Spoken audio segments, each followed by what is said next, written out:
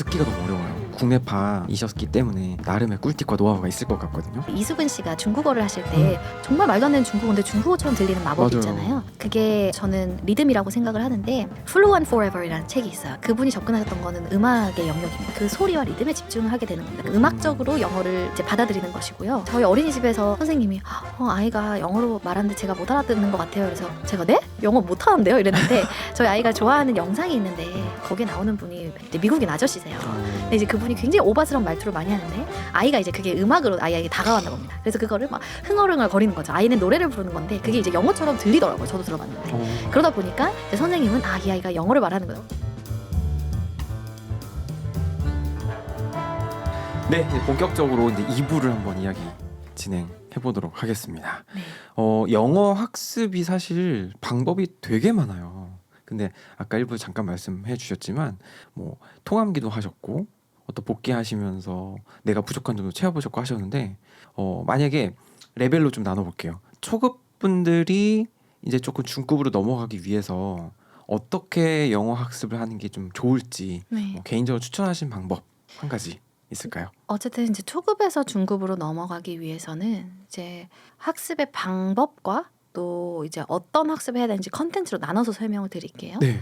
초급에서 이제 중급으로 넘어갈 때 제가 좋은 학습법은 일단 모든 언어 학습이 그렇듯 예를 들어서 내가 단순히 이렇게 뭔가를 주입하는 것보다 선생님의 강의를 듣는 것보다 내 말이 고쳐질 때 내가 쓰는 표현들이 고쳐질 때 사람은 굉장히 많이 배웁니다. 예를 그쵸. 들어서 저는 이제 독일에서 공부를 했는데 독일어 선생님이 너무 이렇게 무서웠어요. 그래서 약간 나이가 있으신 이제 할머니 선생님이셨는데 네. 제가 말하면 nine 이제 no거든요. no 이건데 말하자면 no 이렇게 하고 저를 이제 사람들 앞에서 고쳐주는 거죠.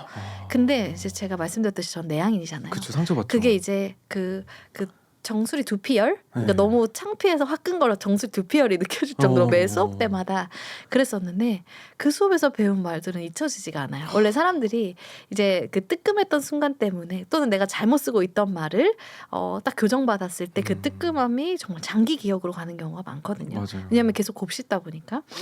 그래서 초급에서 중급으로 가는 거는 내 말이 어떻게 고쳐지는가를 봐야 되는데 그렇다면 그럼 영어학원 다니면서 이렇게 고침 받아야 되냐라는 것도 이렇게 물어보실 수가 있는데 이걸 충분히 집에서 하실 수가 있습니다. 어떡해요? 우리에게는 지금 이제 AI가 많죠.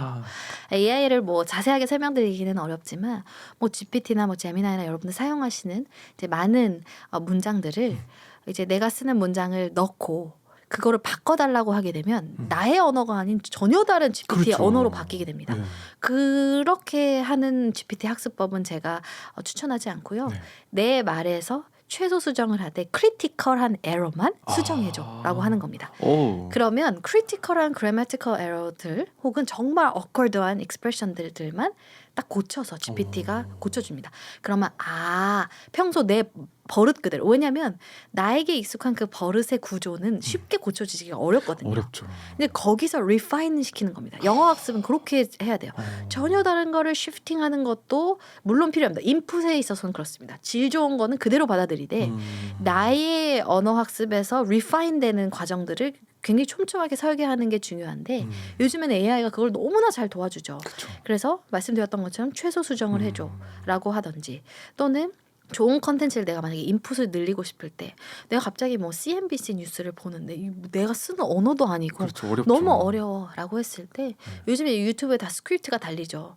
그럼 그거를 복사를 해서 이거를 easier language로 바꿔줘. 혹은 내가 IELTS 레벨이 있다면 뭐 혹은 언어적인 레벨이 있다면 뭐 A2나 B1으로 바꿔줘라고 하면 굉장히 플레인한 영어로 바꿔줍니다.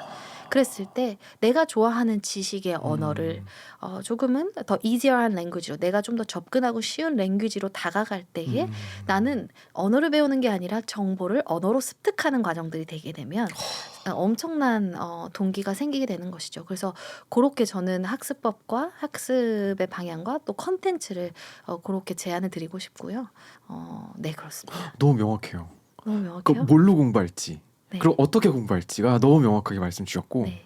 그리고 내 수준에 맞게끔 내가 설계하는 거잖아요. 네. 네. 그냥 획일화되게 어떤 뭐 패턴 책이나 네. 뭐 원서가 좋대 뭐 이런 차원이 아니라 네, 맞습니다. 정보 습득의 관점에서 바라보는 거다 보니까 와 이거는 너무나 큰 인사이트가 됩니다.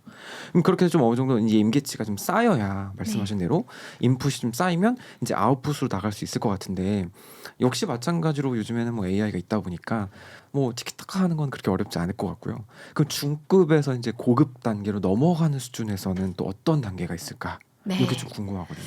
요거 같은 경우는 같은 맥락으로 설명드릴 수가 있는데 저는 중급에서 고급으로 가시는 분들은 아웃풋에도 많이 신경 쓰라고 말씀드리는데 그럼 아웃풋을 어떤 걸로 할 맞아요. 것인가 뭐 내가 원어민을 붙잡고 말을 할 것인가 네. 그런데 일상에서 하시면 됩니다. 저는 영어 학습을 따로 시간을 할애해서 가는 거라고 생각하지 않았으면 좋겠어요. 그래서 일상에서 저는 이게 굉장히 철학적으로 내가 하는 일에서의 엑셀런스를 추구하는 것과도 맞닿아 있다고 생각을 하는데요. 내가 프레젠테이션을 준비하는데 이전에 준비했던 그런 영어 프레젠테이션을 좀 더 시간을 투자해서 네. 이게 어떻게 하면 더 잘 들릴 수 있을지 고민하고 그걸 바꿔보고 내가 발표하는 거. 또는 내가 이메일을 쓰는데 이거를 단순히 GPT 그냥 돌리거나 아니면 그냥 보내는 것이 아니라 그리고 그냥 배운 내용을 뭐 그냥 생각하는 것이 아니라 이걸 한 번 더 써보고 내가 배웠던 내용을 적용하는 아웃풋의 과정이 있으면 좋겠다고 생각을 하고요.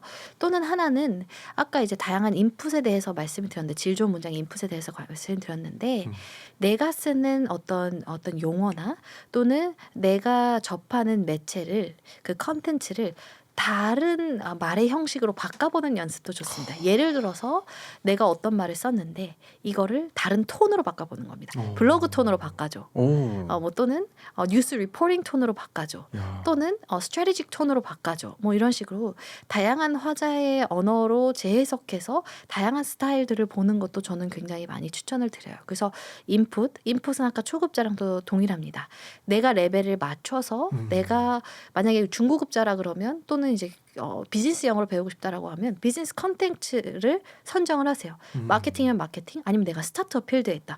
그러면 IR 피칭 영상 이런 걸 잘하는 IR 피칭 컨테스트 영상 뭐 이런 거를 선정을 하는 겁니다. 그리고 그 스크립트를 맞춰서 내가 나의 언어로도 바꿔보고 이렇게 말하는구나를 훈련해보고 인풋을 더 리치하게 잡고 또 아웃풋에서는 그렇다면 넥스트로 내가 내 삶의 영역에서 더 발전시킬 언어의 부분은 무엇인가 해서 출발을 하게 되면 그것이 쌓이면 사실 제가 늘 말씀드리는 건 언어도 그렇고 그 성실을 따라잡기는 어렵거든요. 그쵸. 그러니까 새로운 행동이 습관이 되기까지 66일이 필요합니다. 그래서 저는 항상 66일을 강조를 하는데 2달이죠. 2달을 꾸준하면 그 다음은 습관으로 쉽죠. 굳어져요. 그리고 물은 처음에 끓을 때는 보글보글하지만 100도씨에 도달하면 미친 듯이 끓습니다. 그 영어 학습도 그런 것 같아요. 그러니까 수직이 아니라 계단식으로 접근을 해야 되는데 그거를 여러분이 작은 성취들을 그러니까 뭔가 나의 나아진 상태라고 정하지 말고 그 작은 성취들 오늘은 내가 최소한 이 피칭 영상 이 대회의 모든 IR 피칭은 내가 내 것으로 만들겠다. 혹은 내가 이번 전략 발표에서는 이런 KPI를 하고 이걸 달성하겠다. 이런 작은 성취를 만드시다 보면 그 영어를 잘하고 싶은 나의 desired stage에 도달해 있는 자신을 보게 될 거예요. 그러니까 시작하는 힘도 필요할 것 같고 네. 지속하는 힘도 필요할 것 같다라는 네. 생각이 듭니다. 66일 정말 열심히 하면 네. 맞아요. 시작은 어렵지만 일단 시작했을 때 좀 꾸준하게만 유지를 하면 네. 계속 안 할 수가 없죠. 그럼요. 네, 아까워서라도. 네. 네, 맞아요. 그리고 또 궁금한 게 인풋을 쌓으려면 어쨌든 읽거나 아니면 네. 들어야 될 텐데 듣기가 너무 어려워요. 맞아요. 네. 듣기를 이제 국내파이셨기 때문에 어떤 나름의 꿀팁과 노하우가 있을 것 같거든요. 네. 어떤 게 좋은 방법이 있을까요? 듣기는 뭐 많은 분들이 뭐 양을 해라라고 말씀 주시는데 저는 그 양을 많이 늘려라라는 거를 리듬에 익숙해져라라고 말씀드리고 싶어요. 사실 그 저희 아이가 영어를 배우거나 아니면 저희 예능에 나와서 이수근 씨가 중국어를 하실 때 정말 말도 안 되는 중국어인데 중국어처럼 들리는 마법이 맞아요. 있잖아요. 그게 저는 리듬이라고 생각을 하는데 Fluent Forever이라는 책이 있어요. 제 책을 하나 오. 소개드리고 싶은데 이게 굉장히 미국에서도 핫했던 어떤 언어든 쉽게 배우는 바이블 같은 책인데요. 저는 그 책에 전혀 쉐어가 없습니다. 네. 그냥 순수한 팬심으로 소개를 드리면 거기서도 나오는 게 그분이 음악을 하셨던 분인데 정말 그 다국어를 하시는 분이에요. 그분이 접근하셨던 거는 음악의 영역입니다. 그래서 제가 정말 신기하게도 기업에서 코칭을 드릴 때 발음이 너무 좋으신데 혹시 음악 좋아하시죠? 라고 하면 좋아합니다. 그리고 음악의 조예가 굉장히 깊으세요. 그래서 그 양을 늘려라는 거는 그 소리와 리듬에 집중하게 되는 겁니다. 그 억양, 그 특유의 그런 어떤 느낌, 음악적으로 영어를 이제 받아들이는 것이고요. 그다음에 저희 어린이집에서 아이가 네. 선생님이 아이가 영어로 말하는데 제가 못 알아듣는 것 같아요. 그래서 제가 네? 영어 못하는데요? 이랬는데 저희 아이가 좋아하는 영상이 있는데 네. 그게 이제 키즈 카페를 탐험하는 영상인데 거기에 나오는 분이 이제 미국인 아저씨세요. 근데 이제 그분이 굉장히 오바스러운 말투를 많이 하는데 아이가 이제 그게 음악으로 아이에게 다가왔나 봅니다. 그래서 그거를 막 흥얼흥얼 거리는 거죠. 아이는 노래를 부르는 건데 그게 이제 영어처럼 들리더라고요. 저도 들어봤는데. 그러다 보니까 이제 선생님은 이 아이가 영어를 말하는구나. 왜냐면은 가끔씩 툭툭 던지는 이런 이제 단어가 영어다 보니까 그래서 이제 저희 아이는 영어를 굉장히 못하고 아무 말도 못하고 저는 영어를 가르치지 않습니다. 근데 음악으로 들리는 것 같아요. 그래서 양을 늘려라는 부분은 그 리듬에 익숙해지라는 걸로 말씀을 드리고 싶고요. 그 다음에 이제 리스닝을 할 때 그냥 깡으로 리스닝을 하게 되면 이게 뭔 말이에요? 이렇게 맞아요. 이제 됩니다. 그렇기 때문에 근데 이제 저희도 툴이 굉장히 많죠. 자막을 킬 수 있고 유튜브에서는 또 스크립트 기능도 있죠. 있습니다. 근데 저희가 그 영화를 볼 때 영어로 영화 보면 도움이 되나요? 라고 질문 많이 해주시는데 네. 근데 자막 켜고 보세요. 저는 이렇게 얘기를 하거든요. 자막 켜고 볼 때 더 부담이 줄어듭니다. 그렇죠. 그래서 항상 이제 들으실 때 그 컨텐츠를 내가 뭔지 눈으로도 함께 읽을 수 있는 컨텐츠로 같이 들으시면 저는 좋고요. 그 다음에 그 이제 언어를 조금 더 그 리듬에 익숙해질 수 있는 그 양을 늘려가시는 것도 저는 굉장히 추천을 드리고요. 만약에 내가 여기서 좀 더 액티브하게 학습을 하고 싶다라고 하면 아까 말씀드렸던 것처럼 인풋을 늘리기 위한 조금은 페인풀한 과정, 어떤 필사를 하신다든지 정말 조금 더 통함기를 하시는 과정들이 더해진다라고 하면 어느 순간 그 문장들이 반복이 되거든요. 맞아요. 틀이. 어떤 그런 틀이나 사용하는 단어들이 반복이 될 때 더 잘 들리는 찬스가 쌓여갑니다. 그러면서 그게 단계적으로 리스닝 레벨이 상승되는 것 같아요. 그러니까 총알이 생기는 거죠.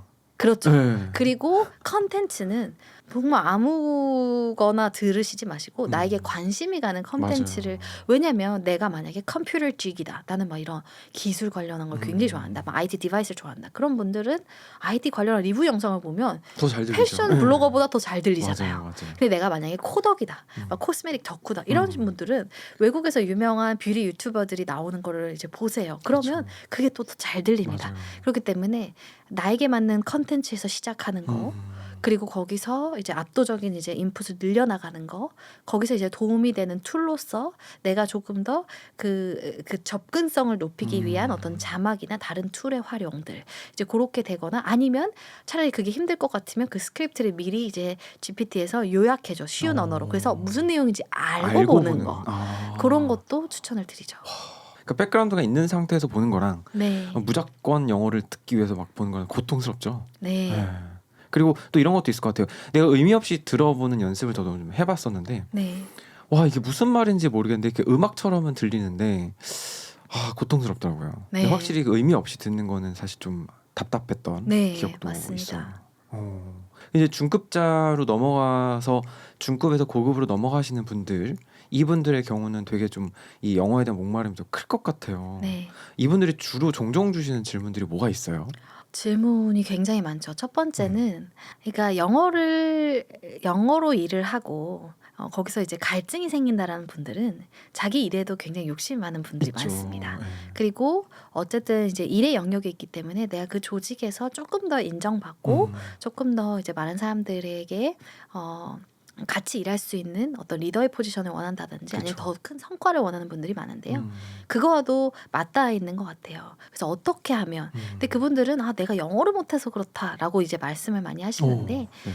그래서 직접적으로 이제 영어를 코칭하려고 만나보면 사실은 그것보다 더 큰 문제들이 있을 때가 많습니다. 저는 그거를 영어를 사용하는 어떤 태도의 문제라고 이야기를 드린대요. 주로 이제 정말 한국 사람들이 전 세계 어디를 가봐도 한국 사람들만큼 일을 잘하는 사람들은 없는 것 같아요. 실제로 정말 그렇거든요. 정말 열심히 그 일해요. 민첩함, 네. 그 뭐가 안 됐을 때 집념. 그 집념. 그 다음에 이제 그냥 5시 땡 했다고 가는 게 아니라 그 일을 마무리하고 맞아요. 가야 되는 그런 모습들을 통해서 저는 한국 사람들이 정말 전 세계에서 일 제일 잘한다라고 이야기를 하는데, 그렇다면 왜 글로벌 조직에서 이제 한국인 관리자가, 그 중국인들도 많고 그다음에 뭐 다른 아시아 계열 리더들이 많은데 왜 한국인 리더는 유독 없을까라고 했을 때 저는 보통 3가지를 말씀을 드리거든요. 첫 번째는 visibility입니다. 뭔가 존재감의 영역이죠. 이거라는 거는 뭐 단순히 내가 어떤 의견을 막 빅마우스로 내거나 뭐 적극적으로 내는 거, 물론 이제 그것도 필요합니다. 소극적인 부분들이 많은데, 그것보다 어떤 뭐 화상회의를 하더라도 내가 broken language여도 내 의견을 뭐 힘들면 chat으로 하든 아니면 broken language로 하든 내 의견을 낼 수 있는 그런 proactive한 마음들, 조금 적극적인 마인드. 그 다음에 좀 수동적인 걸로는 화상회의에 갔을 때 그 카메라를 켜고 있는 것 또한 저는 비지빌리티의 일부라고 생각합니다. 근데 많은 한국 분들이 조금 힘든 회의에서는 이렇게 끄고 있거나 자신을 감추죠. 그렇지만 내가 언어가 딸리더라도 계속해서 조직에서 내가 드러나는 거, 그것이 이제 비지빌리티라고 생각을 하고요. 또 하나는 오픈리스입니다. 저는 이제 개그맨 유세윤 씨의 그 인스타그램 들어가면 그럴 수도 있겠다라는 그 단어가 문장이 바로 뜨는데 그걸 굉장히 좋아하는데, 그게 참 어렵습니다. 그럴 수도 있겠다가 삶에서 실현하기 참 어려운데 어렵죠. 일할 때, 특히 이제 글로벌 조직에서 다양한 배경의 사람들이 함께 할 때는 그럴 수도 있겠다를 하는 게 더 어렵습니다. 그래서 다양한 의견들이 있을 때 그걸 단순히 그게 아니고로 시작하는 게 아니라 일단 그 사람의 의견을 받는 겁니다. I see your point. I got your point. I see where you're coming from. 너가 왜 그렇게 생각하지는 알겠는데, 만약에 반대를 할 거면 그걸 이미 받아들이고 먼저 받아들이고 내 의견을 말하는 거. 그게 사실 그 오픈리스에서 출발을 하는 거거든요. 그리고 그런 태도를 가진 리더는 말에서 드러나는 것 외에도 조직을 운영할 때도 모든 사람들이 말을 할 수 있는 기회를 창조하는 리더라고 생각을 하고요. 마지막은 curiosity인데요. 호기심인데, 오픈리스는 이제 오는 정보를 받아들이고 의견을 받아들이는 받아들이는 과정이었다면 이 curiosity는 앞으로 나아가는 과정이라고 생각하는데, 생각보다 많은 분들이 나 말고 내가 처한 환경 말고는 관심이 없습니다.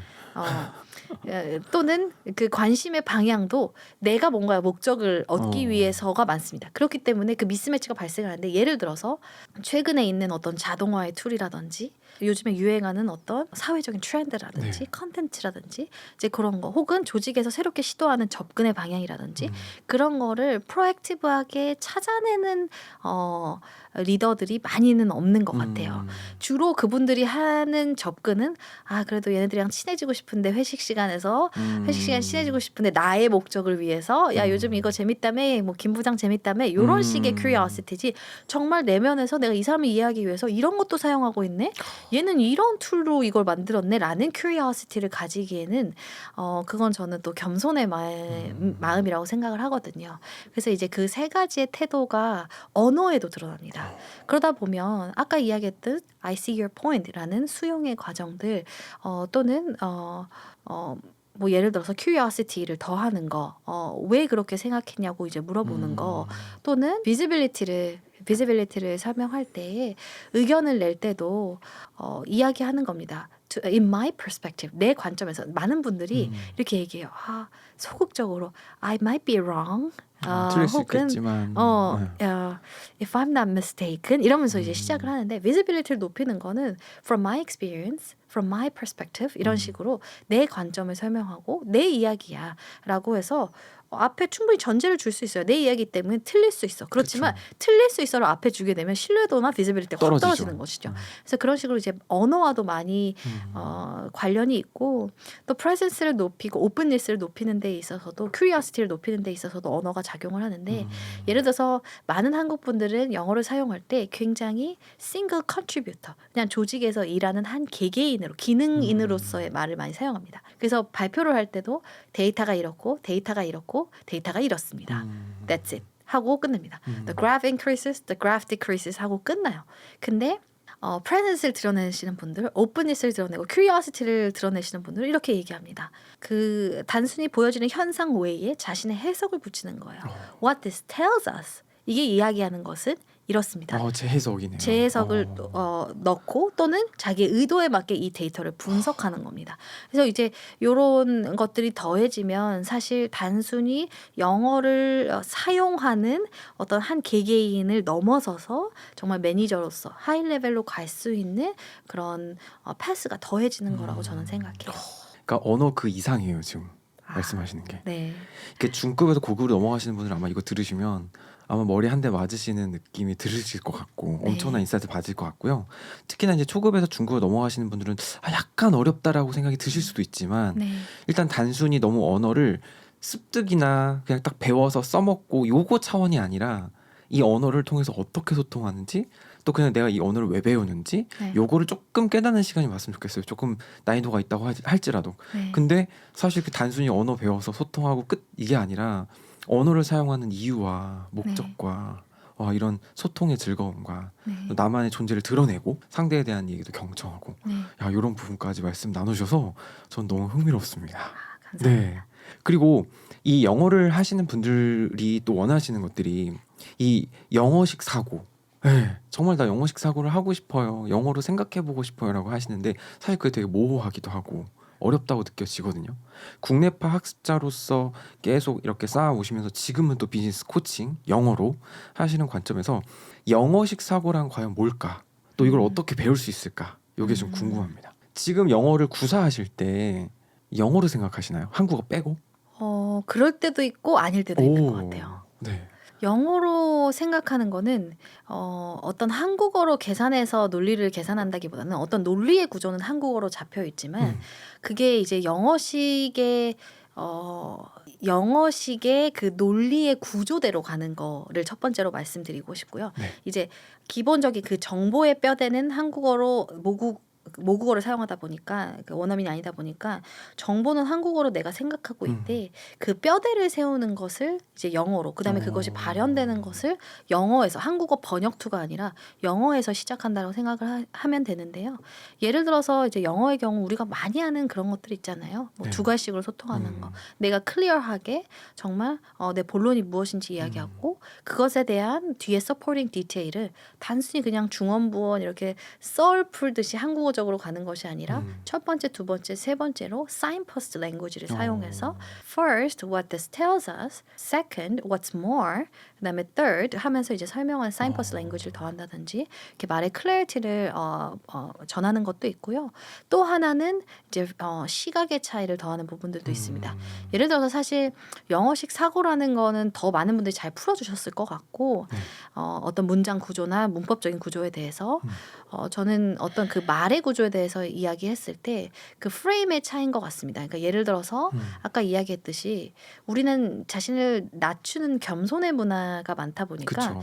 불필요한 정보가 언어에 많이 들어가요. 미사효과. 미사효가 많이 들어가고 이게 틀릴 수 있고 이게 정확하지 않습니다. 이런 정보들을 또는 뭐 맞아요. 이게 어떤 출처인데 이 출처는 어디서 어디기 때문에 뭐 이런 맞아요. 불필요한 말들을 이야기를 하는데 영어가 물론 뭐 무조건 뭐 호언장담하는 언어는 아니지만 영어는 일단 내가 전하고자 하는 클리어 메시지가 뭔지를 명확하게 디파인해서 그게 내가 어떻게 보여지기 위한 어떤 그런 말보다는 내 정보를 정말 명확하고 효용 있게 전달하는 데서 먼저 출발을 하는 것 같아요. 많은 잘하는 영어 스피커들을 봤을 때 이제 거기서 이제 출발을 하면서 아까 이야기 드렸던 두 가지식으로 모든 정보를 구성하는 거, signpost language를 구성하는 거 또는 이제 프레임을 바꾸는 건데 아까 이야기 드렸듯이 if I'm not mistaken 뭔가 negative frame보다 그다음에 positive frame으로 이야기하는 것 또 다른 것도 있습니다. 재밌는 사례가 있는데 네.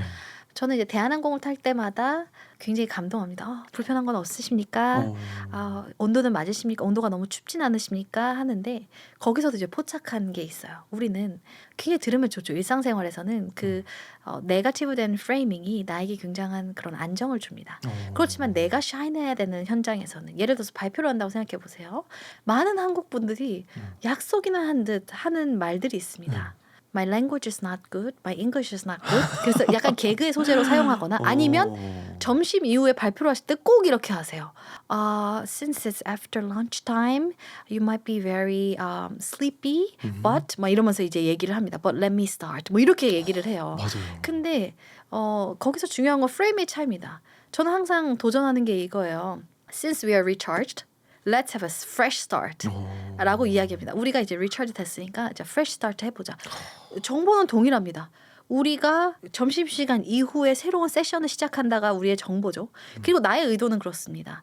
여기서 걱정하는 마음도 얘네가 안 졸고 들었으면 좋겠다는 마음이잖아요. 그렇죠. 똑같은 그럼 그걸 마음. 그대로 표현을 하는 건데 우리나라는 뭔가 그 우려하는 마음 또는 나의 그걸 안 들 것 같은 그런 불안감 때문에 그 네거티브 프레임된 말들이 굉장히 많다는 것이죠. 그런 부분들이 조금 바뀌어졌을 때 영어적으로 좀 더 말들이 되고 좀 더 자신감 있는 말들, 좀 더 글로벌 리더의 말들을 할 수 있는 것 같습니다. 야, 맞습니다. 제가 영어가 좀 짧아서 이런 말도 하기도 하고 네. 제가 지금 좀 긴장돼서 네. 이렇게 막 이렇게 시작하기 마련인데 네. 불필요한 말을 빼고 시작하면 오히려 네. 똑같은 의사 전달이라도 명확할 수 있겠다. 네, 맞습니다. 그러니까 단순히 지금 제가 자꾸 1차원적으로 제가 자꾸 질문의 격이 네. 낮다라는 안타까운 생각이 들어요. 왜냐하면 영어 식사를 여쭤봤는데 거의 품격으로 계속 접근하시니까 와, 철벽 방어로 너무너무 좋네요. 그리고 또 한국인들이 자주 하는 영어 실수들이 좀 있을 것 같아요. 단순히 뭐 영어식 사고를 넘어서 그런 게 어떤 게 있을까요? 한국인들이 이제 많이 하는 실수들 방금 이제 이야기 드렸던 어떤 네거티브된 프레임된 랭귀지 굉장히 많이 사용한다. 불필요한 정보를 굉장히 많이 사용한다. 그다음에 이제 스몰 토크로 네, 많이 말씀드릴 맞아요. 수 있을 것 같은데 스몰 토크를 어려워하시는 분들이 어렵죠. 굉장히 많아요. 네. 처음 만난 사람들 혹은 이제 바이어나 혹은 음. 뭐 누군가를 교육할 때 처음 만난 사람들 만날 때 스몰 토크가 너무 어려워요라고 하시는데 저는 그렇게 반문을 합니다. 그럼 처음 만난 사람이랑 무슨 말을 더 할 수 있을까요? 라고 이야기를 아니 솔직히 그쵸. 그렇거든요. 네. 그러니까 그 스몰 토크 안에 억지의 마음이 담겨 있기 때문에 그게 굉장히 불안하고 부담이죠. 어렵게 느껴지는 건데요. 그럼 처음 만났을 때 외국인 이렇게 손님을 처음 만났을 때 어떤 얘기를 많이 하세요? 라고 했을 때 날씨나 음식이나 뭐 비행 관련한 이야기들이 많대요. 그랬을 때 제가 보통 관찰해 보니까 한국인들 많이 하는 실수는 질문입니다. Do you like? 혹은 그러니까 딱 떨어지는 closed된 질문들을 굉장히 많이 해요. 그러면 yes or no로 떨어지면 그쵸, yes or 그 다음 no 말을 question. 계산해야 되는데 뭘 말을 하지? 이러면서 막 불안해지기 시작합니다. 맞아요. 네. Do you 그래서 like 김치? 이렇게 하면서 yes 이렇게 하고 그럼 yes라고 하면 뭐라고 말하지? 막 이러면서 이제 고민되기 시작해요. 그러니까 스몰 토크가 어려운 건 어떤 말을 해야 될지 계속해서 계산하기 때문에 그런 불안의 과정이 굉장히 어려운 거거든요. 그래서 제가 뭐 새로운 주제를 찾으려고 하지 말고 새로운 주제를 찾으려고 하면 내가 그게 고갈되었을 때 굉장한 불안감을 느낀다. 그렇죠. 일단 불안감을 낮추는 게 중요한데 그렇다면 나에게 친숙한 주제부터 시작하는 게 가장 좋다라고 얘기를 드릴 때 날씨, 음식, 비행이죠. 예를 들어서 우리가 많이 얘기하는 게 The weather is good, isn't it? 이런 식으로 이제 맞아요. 물어봅니다. 부가 의문문. 네. 그랬을 때 뭔가 거기에 더 디테일을 더하는 걸 첫 번째로 말씀을 드리는데 스몰 토크에 뻔한 스몰 토크에 디테일을 더하는 겁니다. 예를 들어서 그냥 the weather is good, isn't it이 아니라 옆에 이제 우리 회사 근처에 나이스한 이런 산책로가 있다라고 생각을 해볼게요. 그랬을 때 it feels like a perfect day for a walk, doesn't it? 하면서 물어보는 겁니다. 똑같은 클로즈드라는 건데 컨텍스트를 더하게 되면 뻔한 말 하네라고 느껴지지가 않습니다. 그래서 yes 하면 그 다음에 여기 나와서 우리가 같이 산책하면 굉장히 좋을 것 같아라고 이어져도 되고 혹은 do you like to walk? 너 걷는 거 좋아해? 라고 이어지는 그런 맥락이 더해지는 디테일들이 있는 것이고요. 후속 질문까지 연결할 수 있네요. 그렇죠. 그리고 음식이면 Do you like Korean food? 그랬는데 갑자기 그 해외 손님이 No 이렇게 하면 쌓여지면서 난감하죠. 뭐 어떻게 말해야 되지? 이러면서 막 굉장히 긴장하기 시작합니다.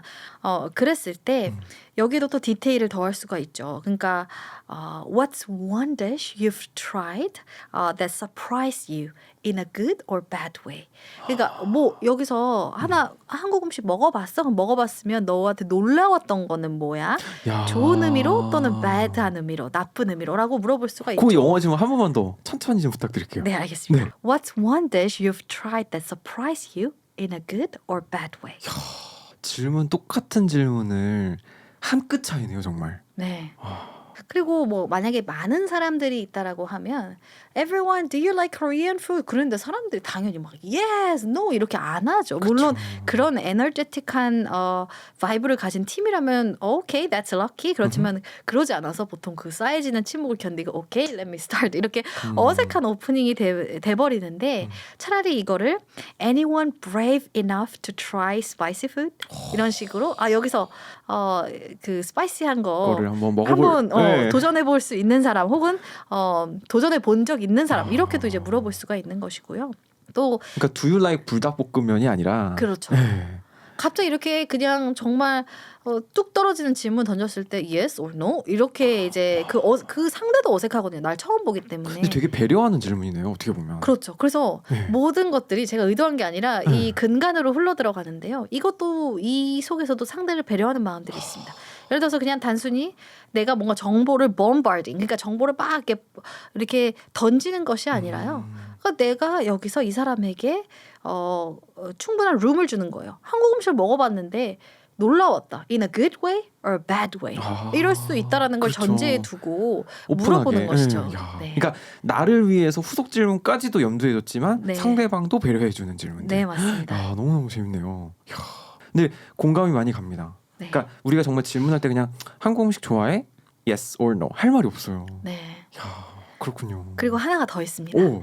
그 뻔한 스몰 토크에 이제 디테일을 더했다라고 하면 저는 그 다음은 유머를 더하는 건데요. 유머까지. 그러니까 스몰 토크를 한다라는 게 이게 좀 어려워요. 유머는 어려워서 유머는 많이 접하면 좋습니다. 예를 들어서 그 유머는 저는 센스하고도 연관되어 되어 있다고 생각하는데 그 옷 입는 거에 비유를 해볼게요. 저희 남편이 굉장히 이제 옷을 못 입었었어요. 제가 오늘 남편 얘기 너무 많이 해서 귀가 가려울 것 같은데 그래서 뭐 위에는 스포츠 클로스 밑에는 막 정장 뭐 이런 정도의 수준이었어요. 대참사였는데 저는 이제 굉장히 미감을 중요시하고 이런 아티스틱한 걸 굉장히 좋아했어요. 그러다 보니까 같이 사니까 이것들이 올맞이더라고요. 그래서 유머도 동일합니다. 많이 접하면 이것이 나의 것들이 되기 시작해요. 유머적인 생각이나 이런 것들이.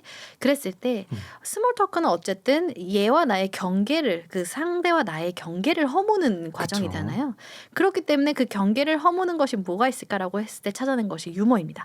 근데 유머를 막 단순히 내가 갑자기 어려운 말을 하는 것이 아니라 방금 말씀드렸던 이 날씨와 그다음에 비행과 음식의 카테고리에서도 적용을 할 수가 있어요. 어떡해요? 그 아까 이야기했던 것처럼 우리가 아까 이야기했듯이 it feels like a perfect day for a walk를 하셨죠. 이거를 비가 오는 겁니다. 그러면 it feels like a perfect day for a lazy day off with Netflix. 오. 그죠? 혹은 넷플릭스라고 그냥 하셔도 돼요. 어려우면 it feels like a perfect day for Netflix, right? 뭐 이런 식으로 물어봐도 되고 뭐 doesn't it? 하고 물어봐도 되고요. 또 음식도 있습니다. 내가 코리안 바베큐가 너무 좋아. 혹은 한국 분들이 그 한국 음식 굉장히 자부심이 많으시거든요. 있죠.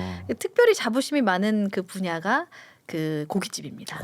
고깃집에 대한 코리안 바베큐 먹어봤어? 막 다 이제 물어봅니다. 부장님 뭐 할 것 없이 그랬을 때 Have you tried Korean barbecue? 뭐 이런 식으로 이제 물어보죠 많이. 라고 했을 때 이거를 뻔한 거에 유머를 더할 수가 있습니다. If you haven't tried Korean barbecue yet, be careful. It's dangerously good. 왜요? It's dangerously good. 그래서 이게 굉장히 좋아서 하면서 왜요? 라고 물어보게 됩니다. 방금처럼. 그러면 it's addictive. 굉장히 완전히 빠져드는 중독성 있게 있다고 이제 이야기를 하는 거죠. 그래서 이렇게 뻔한 말에도 유머를 더하는 거. 그거 말고도 또 비행에도 적용이 될 수가 있죠. 그러니까 예를 들어서 많은 분들이 비행에 대해서 얘기할 때 비즈니스 미팅 하실 때 이제 비행이 좀 힘드셨죠? 이제 이렇게 이야기하거나 아니면 세미나를 진행할 때 여기 다들 이제 멀리서 오셨는데 다들 수고하셨습니다. 이렇게 이제 이야기를 해요. 그랬을 때 이제 유머를 어떻게 대화할 수 있을까? 이제 저는 이렇게 말씀입니다. I hope your flight was smooth. 한 다음에 여기까지는 우리가 당연히 문제가 없죠. Or at least had good movies. 하면서 뭐 그게 아니라면 좋은 무비를 받기를 바란다. 이렇게 이야기할 수도 있고요. 굉장히 과하지 않은 유머죠. 그다음에 저는 세션 할 때 이렇게 많이 이야기합니다. 당연히 내가 하려는 이 비즈니스 세션이 굉장히 boring해. 그렇지만 Thank you for making this trip 하고 이야기를 했죠. 이렇게 오셔서 감사합니다. I promise the session will be more fun than airport security. 이 세션이 에어포트 시큐리티보다 더 나을 거야. 혹은 이거를 저는 이게 굉장히 긴 문장으로 이야기했는데 여러분들이 this is more fun than airport security 하셔도 됩니다. 하면은 빵 터지죠. 뭐 재미없겠지만 얘는 재밌네. 이런 그쵸. 느낌을 줍니다. 그래서 뻔한 어떤 스몰 토크에 이런 유머를 더하는 그런 지점을 더하는 것도 좋고요. 고급 스킬이네요. 예. 그런 걸 활용하시면 조금 더 스몰 토크의 생명력이 더해지고 좀 더 부담감을 줄어들 것 같아요. 그래서 지금 저는 소재를 던져드린 거니까 여러분 이걸 듣는 많은 분들이 그 여러 그 상황들 속에서 이거를 자신의 케이스로 만들어가면 여기에 자신감이 붙습니다. 이런 어떻게 보면 드립을 칠 수 있겠구나, 이런 말들을 할 수 있겠구나가 점점 더 늘어나실 거예요. 다양한 스킬이 있네요. 그러니까 단순하게 그냥 언어를 써서 이야기하고 전달하고 기계적인 것들이 아니라 언어에 약간 생명력을 불어넣는 느낌이 좀 들었고요. 진정한 소통의 방법이라는 생각이 들어서 되게 흥미롭습니다. 굉장히 영어 학습과 또 이 품격 영어에 대해서 비즈니스 영어 코치로 엄청나게 지금 인사이트를 쏟아내고 주셔서 너무 감사한데 앞으로 또 넥스트 행보들도 되게 궁금합니다. 네. 넥스트 행보 뭐 거창할 거는 없고요. 저는 항상 이제 제 미션을 두고 그 안에 저한테 오는 기회들로 이렇게 개척하는 편이어서 이렇게 뭔가를 어디를 정해놓고 가지는 않습니다. 제2 성향은 아니신가 봐요. 제이인데 약간 항상 이제 계획한 대로 흘러가지 않는다는 거를 맞아요. 육아를 통해서 몸소 체험한 이후에는 맞습니다.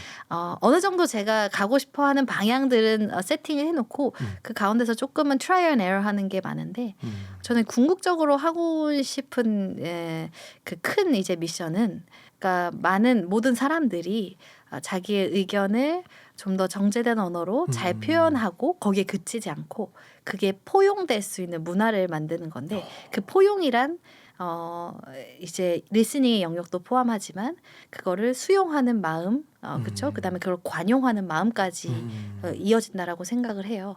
그래서 넓게는 단순히 말하는 방법을 가르친다기보단 이 소통의 전반에 걸쳐서 그런 문화를 창조한다라고 말씀드리고 싶고 그게 왜 그랬냐라고 했을 때 제가 어떤 거창한 비전으로 사는 사람은 아니고요.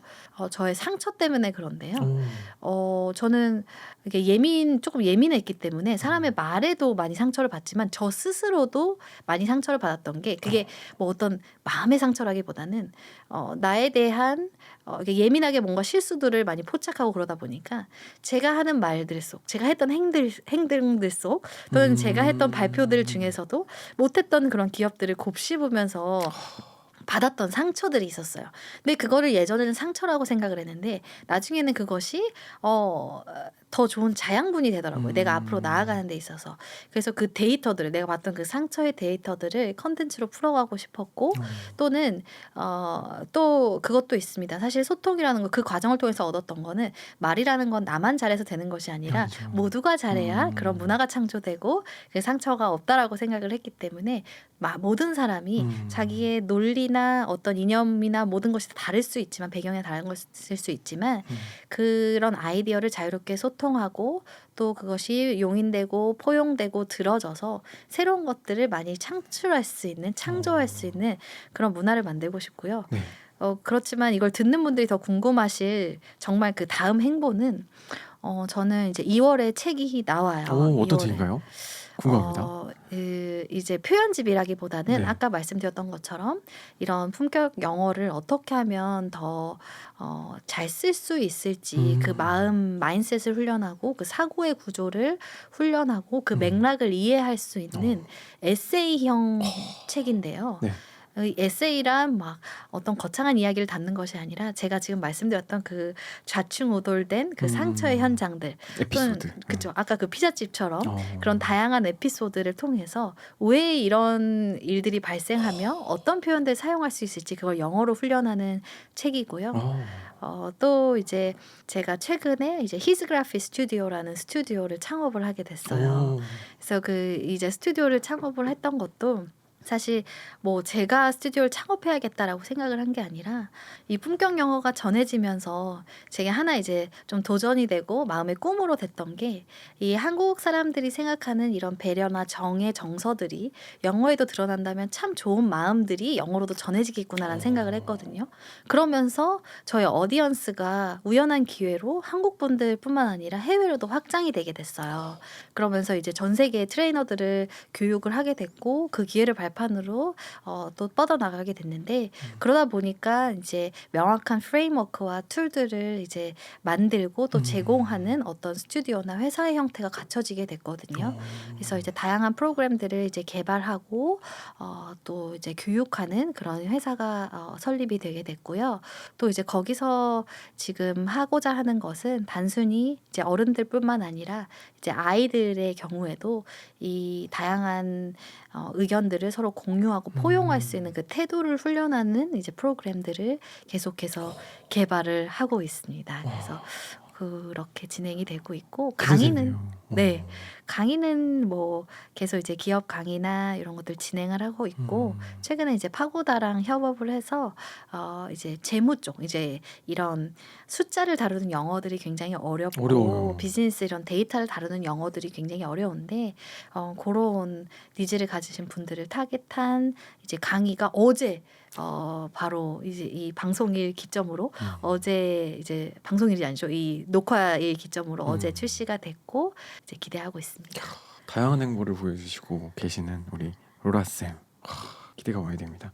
사실 이 영어의 품격 자체를 올리는 것 자체는 사실 문턱 되게 높을 것 같고 뭐 나 비즈니스 영어 별로 크게 배울 필요 있어? 라고만 생각했던 약간 저의 편견도 사실 되게 초라해지고 반성을 하는 시간이 됐고요. 이 얘기를 들으면서 왜 품격 영어를 강조하셨는지도 제가 이래서 많은 분들이 좋아해 주시는구나, 그런 바이브가 묻어났다는 생각이 듭니다. 마지막으로 이 국내파 영어 학습자들에게 뭐 초급, 중급, 고급 학습자들에게 영어로 말하기란 이것이다 라는 거를 마지막 메시지 한번 전달해 주시고 오늘 시간 또 잘 랩업하면 좋을 것 같습니다. 마지막으로 제가 드리고 싶은 말은 영어는 마음이다라고 이야기하고 싶어요. 더 잘하고 싶은 마음, 그걸 계속 유지하셨으면 좋겠고 더 잘 말하고 싶은 마음, 그 다음에 더 친절하게 말하고 싶은 마음, 그 마음에서 출발한다고 말씀드리고 싶습니다. 그 우리가 가지고 있는 영어를 잘하고 싶고 영어를 배우고 싶다라는 그 동기와 마음에 집중하셔가지고 계속해서 정진하셨으면 좋겠다라고 말씀을 드리고요. 또 한 가지 제가 제안 드리고 싶은 거는 그 가운데서 작은 성취를 많이 만드셨으면 좋겠습니다. 큰 성취를 바라보고 학습에 가다 보면 지치기도 하고 또 포기하기도 하는데요. 그 일상의 작은 성취란 대단한 것이 아닙니다. 예를 들어서 내가 정말 좋아하는 사람의 말을 멋지게 한번 따라해 보겠다라는 것도 내 성취가 될 수가 있고요. 내가 뭐 오더를 담당하는 이런 직원이라고 하면 내가 매일 보내는 이런 세관이나 어떤 통관되는 이 정말 기능적인 메일 하나도 이제는 내가 고민하지 않고 쓸 정도로 맨날 반복되는 그 메일 하나를 쓸 정도로 만들겠다라는 작은 목표들을 만드시고 그걸 성취하시는 거를 기록하고 또 되돌아본다라고 하면 그 영어를 배우는 여정이 단순히 멀어 보이는 그 영어 잘하는 상태를 도달하기 위해서 애쓰고 고군분투하는 거라기보다는 내 삶이 변화되고 내가 좀 더 나은 사람으로 발전적으로 나아가는 그런 즐거운 여정이 될 것 같습니다. 마지막 말씀까지 너무너무 귀한 이야기 나눠서 너무너무 감사합니다. 감사합니다. 이 영어는 학문이 아니라 커뮤니케이션이다 라는 생각이 자꾸 들었고요. 뭐 초급이든 중급이든 고급이든 그 레벨의 중요성을 떠나서 일단 영어로 나아가는 여정이 앞으로 더 즐겁고 재밌을 것 같다는 생각이 듭니다. 네. 자, 오늘 함께 해주셨던 이 이생로라, 이 로라쌤 이야기를 들으면서 영어의 품격은 이 표현의 문제가 아니라 전략의 문제다, 이런 생각이 좀 들었고요. 네. 우리가 정말 언어로 말하는 즐거움에서 나도 품격을 높이고 상대방의 품격을 높여서 정말 언어의 즐거움이 진짜 이거구나 깨닫는 귀한 영상의 어떤 계기가 됐으면 좋겠다는 생각이 듭니다. 오늘 로라 선생님 나와줘서 너무 감사하고요. 앞으로 행보도 앞으로 또 어떤 여정들도 응원하겠습니다. 감사합니다. 네, 감사합니다. 오늘은 여기까지 하도록 하겠습니다.